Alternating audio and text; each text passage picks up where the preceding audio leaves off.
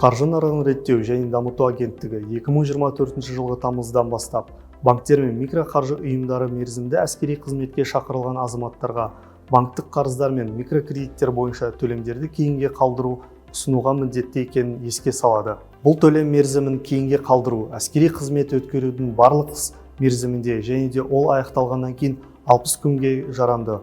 Осы кезеңде негізгі борыш пен пайыздар өтеу тоқтатылады, сондай-ақ кредит бойынша сыйақы есептелмейді.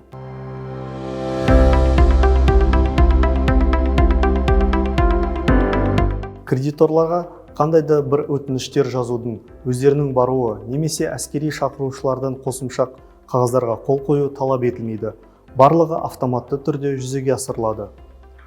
Кредитор кредит бойынша төлемді кейінге қалдыруды автоматты режимде ұсынбаған жағдайда, қарыз алушы немесе әскери қызметші кредиторға тиісті өтінішпен жүгінуге құқылы. Мәселені кредитор реттемеген жағдайда, әскери қызметші агенттікке жүгінуге құқылы.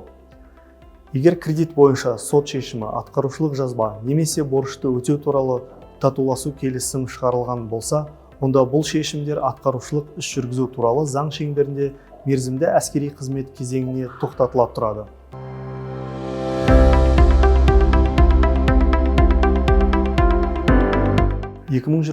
жылдың жазында тағы бір маңызды заң қабылданды. 2025 жылғы 31 тамыздан бастап банктер мен микроқаржы ұйымдарына мерзімді әскери қызметке шақырылған азаматтарға қызмет ету мерзіміне кредиттер мен микроқарыздар беруге тыйым салынады. Енді кредитке өтініш берген кезде банктер мен микроқаржы ұйымдар кредиттік бюро арқылы жас жігіттің мәртебесін тексеруге міндетті.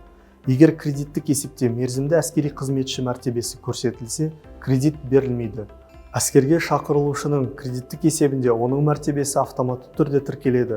Шақыру туралы бұйрықтың күні және де қызметтен босатылғаннан кейін жеке құрамның тізімінен шығарылған күні көрсетіледі.